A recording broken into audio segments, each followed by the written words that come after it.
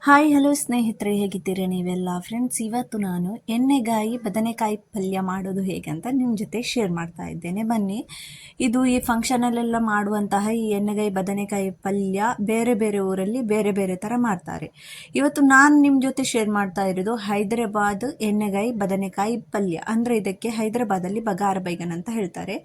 ಅದಕ್ಕೋಸ್ಕರ ನಾನಿಲ್ಲಿ 8 ಬದನೆಕಾಯಿ ಮೀಡಿಯಮ್ ಸೈಜ್ ತಗೊಂಡಿದ್ದೇನೆ.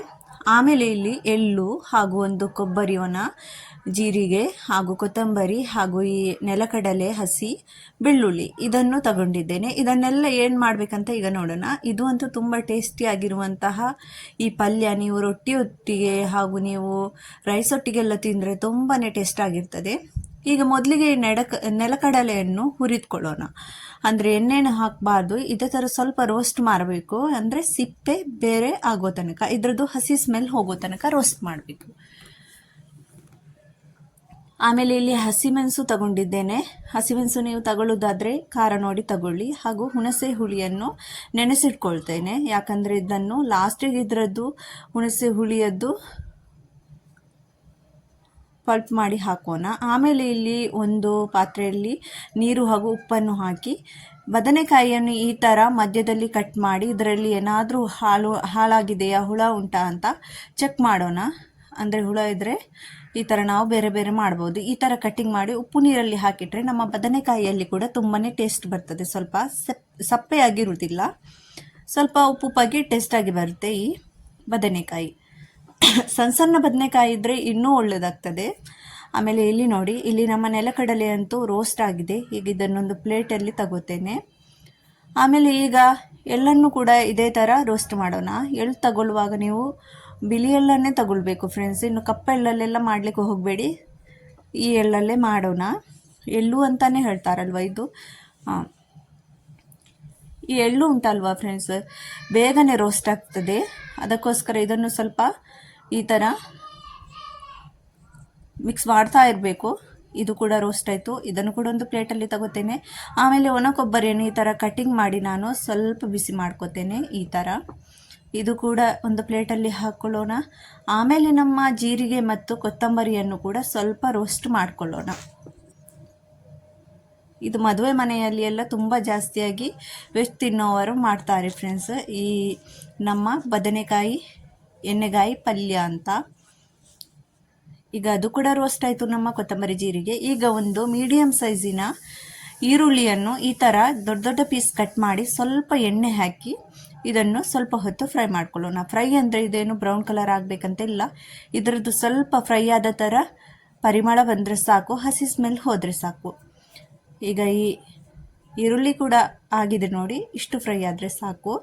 ಆಮೇಲೆ ಈ ಹಸಿಮೆಣಸು ಹಾಗೂ ಬೆಳ್ಳುಳ್ಳಿಯನ್ನು ಸ್ವಲ್ಪ ಎಣ್ಣೆ ಹಾಕಿ ಸ್ವಲ್ಪ ಬಿಸಿ ಮಾಡ್ಕೊಳ್ಳೋಣ. ಎಣ್ಣೆ ಸ್ವಲ್ಪ ಹಾಕಿದರೆ ಸಾಕು, ಅಂದರೆ ಇದು ಫ್ರೈ ಆಗುವಾಗ ಚೆನ್ನಾಗಿ ಪರಿಮಳ ಬರಲಿ ಅಂತ ನಾನು ಎಣ್ಣೆ ಹಾಕ್ತಾ ಇದ್ದೇನೆ. ನೋಡಿ, ಸ್ವಲ್ಪ ಎಣ್ಣೆ ಹಾಕ್ತಾ ಇದ್ದೇನೆ, ಒಂದು ಅರ್ಧ ಟೀ ಸ್ಪೂನು ಹಾಕಲಿಲ್ಲ. ಆಮೇಲೆ ಕರಿಬೇವು ಸೊಪ್ಪು ಇದನ್ನು ಕೂಡ ಹಾಕೋಣ. ಇದು ಹಾಕೋದ್ರಿಂದ ಇನ್ನು ತುಂಬ ಪರಿಮಳ ಇರ್ತದೆ.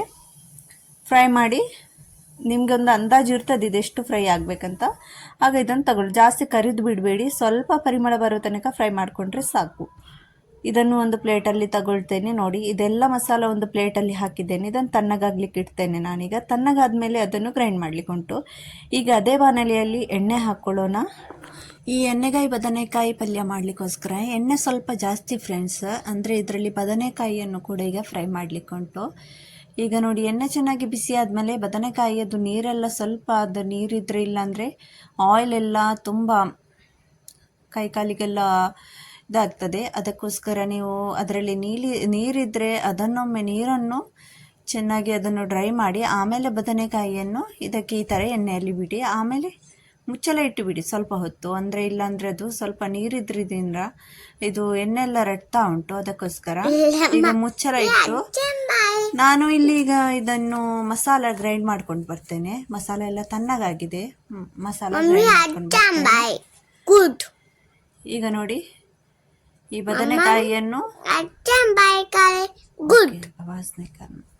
ಬದನೆಕಾಯಿಯನ್ನು ಒಂದು ಸೈಡಾಗಿ ಇನ್ನೊಂದು ಸೈಡ್ ತಿರುಗಿಸೋಣ. ಆಮೇಲೆ ಮತ್ತೆ ನಾನು ಇದಕ್ಕೆ ಮುಚ್ಚಳ ಇಡ್ತೇನೆ. ಈಗ ನೋಡಿ, ಇದು ಮಸಾಲ ಚೆನ್ನಾಗಿ ನೈಸಾಗಿ ಗ್ರೈಂಡ್ ಆಗಿದೆ. ಇದು ಮಾಡಲಿಕ್ಕೆ ತುಂಬಾ ಈಸಿ ಫ್ರೆಂಡ್ಸ್. ನಿಮಗೆ ಈ ಪ್ರೊಸೆಸ್ ತುಂಬಾ ಲಾಂಗ್ ಆಗಿ ಕಾಣ್ತಾ ಇರಬಹುದು ವಿಡಿಯೋದಲ್ಲಿ, ಆದರೆ ಇಷ್ಟೇನು ಕಷ್ಟ ಇಲ್ಲ. ಈಗ ನೋಡಿ, ಇದು ಒಳ್ಳೆಯದು ಚೆನ್ನಾಗಿ ಫ್ರೈ ಆಗಿದೆ ಬದನೆಕಾಯಿ ಅಂತ ನಮ್ಗೆ ಗೊತ್ತಾದ ಮೇಲೆ ಬದನೆಕಾಯಿಯನ್ನು ಈ ಥರ ತೆಗೆಯೋಣ, ಒಂದು ಪ್ಲೇಟಲ್ಲಿ ತೆಗೆದಿಡೋಣ. ನೋಡಿ, ಚೆನ್ನಾಗಿ ಸಾಫ್ಟ್ ಕೂಡ ಆಗಿದೆ, ಫ್ರೈ ಕೂಡ ಆಗಿದೆ, ಪರಿಮಳನೂ ತುಂಬ ಚೆನ್ನಾಗಿ ಬರ್ತಾ ಉಂಟು. ಮತ್ತು ಅದೇ ಎಣ್ಣೆಗೆ ನಾವಿಲ್ಲಿ ಕಲ್ಲುಂಜಿ ಮತ್ತು ಮೆಥಿದಾನವನ್ನು ಹಾಕೋಣ. ಕಲ್ಲುಂಜಿ ಅಂದರೆ ಎಲ್ಲರಿಗೂ ಗೊತ್ತಿರುವಂಥದ್ದೇ ಅದು. ಮತ್ತು ಮೆಥಿದಾನ ಸ್ವಲ್ಪ ಜೀರಿಗೆ, ಸ್ವಲ್ಪ ಕರಿಬೇವು ಒಗ್ಗರಣೆಗೆ ಹಾಕೋಣ. ನೋಡಿ, ಮಾಡಲಿಕ್ಕೆ ಅಂತೂ ತುಂಬ ಈಸಿ. ಖಂಡಿತ ನೀವು ಒಮ್ಮೆ ಟ್ರೈ ಮಾಡಿ ಫ್ರೆಂಡ್ಸ್. ಆಮೇಲೆ ನನಗೆ ಕಮೆಂಟ್ ಬಾಕ್ಸಲ್ಲಿ ಕೂಡ ತಿಳಿಸಿ ನಿಮಗೆ ನನ್ನ ಈ ರೆಸಿಪಿ ಹೇಗನ್ನಿಸುತ್ತೆ ಅಂತ. ಈಗ ಒಗ್ಗರಣೆ ಚೆನ್ನಾಗಿ ಕಾಯ್ದ ಮೇಲೆ ಇದಕ್ಕೆ ನಮ್ಮ ಗ್ರೈಂಡ್ ಮಾಡಿರುವಂತಹ ಮಸಾಲ ಹಾಕೋಣ. ಇದನ್ನು ಎಷ್ಟು ಆಗ್ತದೆ ಅಷ್ಟು ಸ್ಲೋವಲ್ಲಿ ಫ್ರೈ ಮಾಡಿದರೆ ಒಳ್ಳೆಯದು ಫ್ರೆಂಡ್ಸ್. ಫಾಸ್ಟ್ ಗ್ಯಾಸಲ್ಲಿಟ್ಟು ಒಮ್ಮೆಲೆ ಬೇಗ ಆಗಬೇಕಂತ ಅವಸರ ಮಾಡಬೇಡಿ. ಇದನ್ನು ಸ್ವಲ್ಪ ಸ್ಲೋ ಆಗಿ ಮಾಡಿದ್ರೇ ಇದು ಚೆನ್ನಾಗಿ ಮಸಾಲ ಎಲ್ಲ ಹಸಿ ಸ್ಮೆಲ್ ಹೋಗೋ ತನಕ ಚೆನ್ನಾಗಿ ಫ್ರೈ ಆಗ್ತದೆ. ಈಗ ಇದಕ್ಕೆ ನಾನು ಹಾಕ್ತಾ ಇದ್ದೇನೆ ಅರಿಶಿಣ ಹುಡಿ. ಅರಿಶಿಣ ಹುಡಿ ಹಾಕೋದ್ರಿಂದ ಈಗ ಇದರ ಕಲರೇ ಚೇಂಜ್ ಆಗಿ ಹೋಗ್ತದೆ, ತುಂಬ ಕಲರ್ ಚೆನ್ನಾಗಿ ಬರ್ತದೆ. ಈ ಥರ ಮಿಕ್ಸ್ ಮಾಡೋಣ. ನಾನು ಆಗಾಗ ಇದನ್ನು ಮಿಕ್ಸ್ ಮಾಡ್ತಾ ಇರ್ತೇನೆ. ಸ್ವಲ್ಪ ಉಪ್ಪು ಕೂಡ ಹಾಕ್ತೇನೆ, ಉಪ್ಪು ಹಾಕಲಿಲ್ಲ ಆಮೇಲೆ ಮತ್ತೆ ನೋಡಿ ಸ್ವಲ್ಪ ಉಪ್ಪು ಹಾಕ್ತೇನೆ. ಈಗ ಸ್ವಲ್ಪ ಹೊತ್ತು ಮುಚ್ಚಳ ಇಡ್ತೇನೆ ನಾನು, ಸ್ಲೋ ಗ್ಯಾಸ್ ಇಟ್ಟು. ಯಾಕಂದರೆ ಇದು ಇಷ್ಟು ಸ್ಲೋ ಅಲ್ಲಿ ನೀವು ಫ್ರೈ ಮಾಡ್ತೀರಾ ಅಷ್ಟು ಒಳ್ಳೆ ಟೇಸ್ಟ್ ಇರ್ತದೆ. ಫಾಸ್ಟಲ್ಲಿ ಫಟಾಫಟ್ ಅಂತ ಆಗ್ತದೆ, ಮಾತ್ರ ಇದು ಚೆನ್ನಾಗಿ ಫ್ರೈ ಆಗಿರೋದಿಲ್ಲ. ಈಗ ನೋಡಿ, ಸ್ಲೋ ಗ್ಯಾಸಲ್ಲಿ ತುಂಬ ಚೆನ್ನಾಗಿ ಎಲ್ಲ ಎಣ್ಣೆ ಎಲ್ಲ ಮೇಲೆ ಬರ್ತಾ ಉಂಟು. ಇನ್ನೂ ಸ್ವಲ್ಪ ಫ್ರೈ ಆಗಬೇಕು.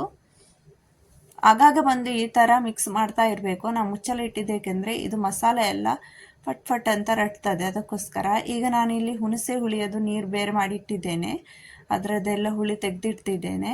ಅದರ ನೀರನ್ನು ಕೂಡ ಹಾಕ್ತಾ ಇದ್ದೇನೆ. ನೀವು ಆ ಥರ ಕಡೆಯುವಾಗ ಹಾಕಿದರೂ ಹಾಕ್ಬೋದು, ಆದರೆ ಸ್ವಲ್ಪ ಕಲರ್ ಚೇಂಜ್ ಆಗ್ತದೆ ಹುಣಸೆ ಹುಳಿ ಕಡೆಯೋಕೆ ಹಾಕೋದ್ರಿಂದ. ಅದಕ್ಕೋಸ್ಕರ ನಾನು ಇದನ್ನು ಹುಳಿ ತೆಗೆದು ಹಾಕಿದ್ದೇನೆ ಅದರ ನೀರನ್ನು.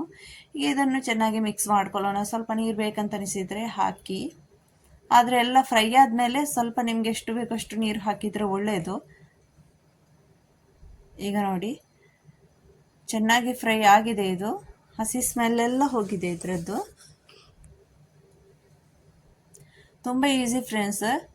ನೀವೊಮ್ಮೆ ಇದನ್ನು ಟ್ರೈ ಮಾಡಿ. ಆಮೇಲೆ ನನ್ನ ಚಾನಲನ್ನು ನೀವು ಇಷ್ಟರವರೆಗೆ ಸಬ್ಸ್ಕ್ರೈಬ್ ಮಾಡಲಿಲ್ಲ ಅಂದರೆ ಸಬ್ಸ್ಕ್ರೈಬ್ ಕೂಡ ಮಾಡಿ,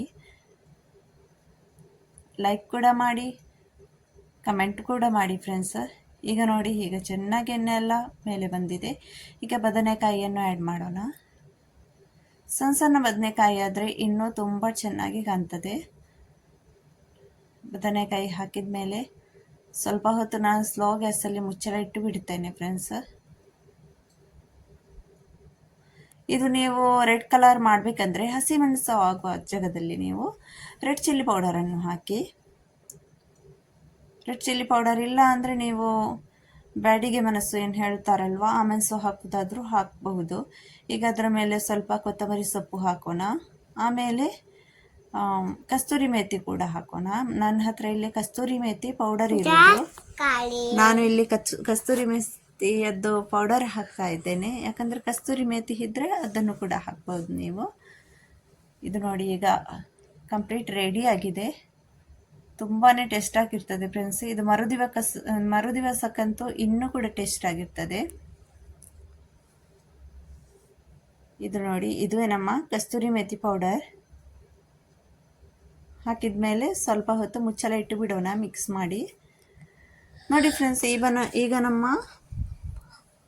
ಎಣ್ಣೆಗಾಯಿ ಬದನೆಕಾಯಿ ಪಲ್ಯ ಅಂತೂ ರೆಡಿಯಾಗಿದೆ. ತುಂಬ ಸೂಪರ್ ಆಗಿದೆ. ಓಕೆ ಫ್ರೆಂಡ್ಸ್, ನನ್ನ ಈ ಸಣ್ಣ ಒಂದು ಇವತ್ತಿನ ವಿಡಿಯೋ ನಾನು ಇಲ್ಲಿಗೆ ಎಂಡ್ ಮಾಡ್ತೇನೆ. ಇನ್ನು ನಾವು ಸಿಗೋಣ ನೆಕ್ಸ್ಟ್ ವಿಡಿಯೋದಲ್ಲಿ. ಅಲ್ಲಿ ತನಕ ಟಾಟಾ ಬಾಯ್, ಟೇಕ್ ಕೇರ್.